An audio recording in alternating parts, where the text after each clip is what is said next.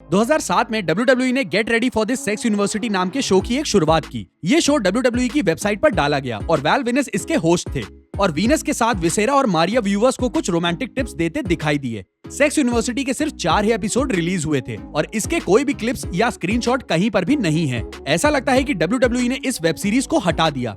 WWE के sex university को erase करने की एक वजह शो के लॉन्च के 1 साल बाद WWE का पीजी होकर फैमिली फ्रेंडली होने पर फोकस कर रहा हो सकता है। सेक्स यू शायद वो शो नहीं जो आप अपनी वेबसाइट पर दिखाना चाहेंगे। 2002 में plane ride from hell Britain के टूर के बाद पूरा WWE क्रू एक प्राइवेट प्लेन में यूनाइटेड स्टेट्स वापस आ रहा था।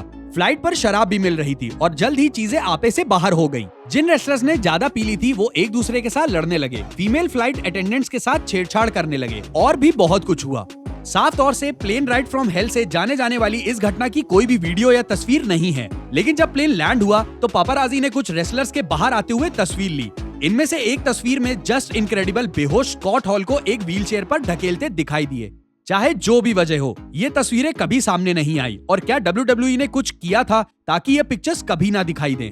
रेसलमेनिया 36 सिर्फ वो पहला रेसलमेनिया नहीं था जिसमें कोई फैंस नहीं थे, लेकिन ये पहली बार था जब कोई इवेंट लाइव ब्रॉडकास्ट नहीं हुआ।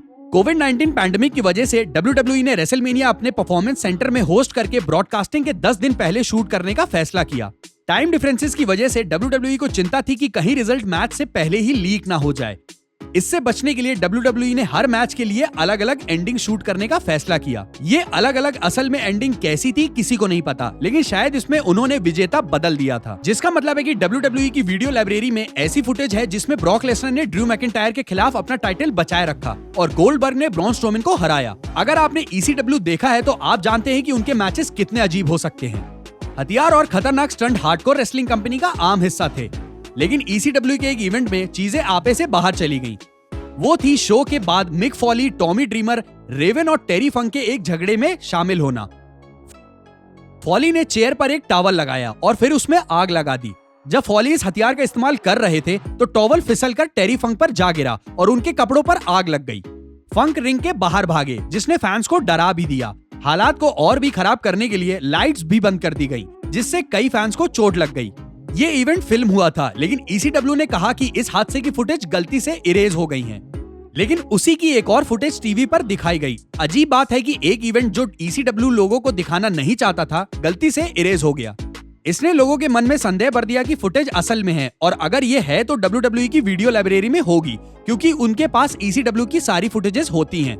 2018 में वेनेसा बॉर्न नाम की एक फीमेल रेसलर ने एक नए कैरेक्टर के रूप में NXT में डेब्यू किया। वो एक डोमिनेट्रिक्स के रूप में दिखाई गई जो बहुत ही सेक्सुअल थी।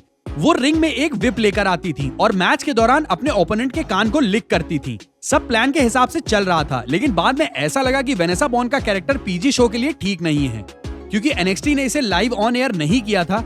कहा जाता है कि बॉर्न और उनकी ओपोनेंट निकी क्रॉस ने फिर से रेसल किया और इस बार वेनेसा का कैरेक्टर खत्म कर दिया गया था और फैंस ने टीवी पर दूसरा मैच देखा। ओरिजिनल फुटेज आज भी है, लेकिन जब तक आप WWE की वीडियो लाइब्रेरी में नहीं पहुंच जाएंगे आप ये नहीं देख पाएंगे। असल में ऐसे बहुत सारे वीडियोस हैं जिन्हें आप नहीं देख सकते हैं, लेकिन कुछ ऐसे भी हैं जिन्हें आप देखना भी नहीं चाहेंगे। जानने के लिए चैनल को सब्सक्राइब करें और वीडियो को लाइक करना ना भूलें।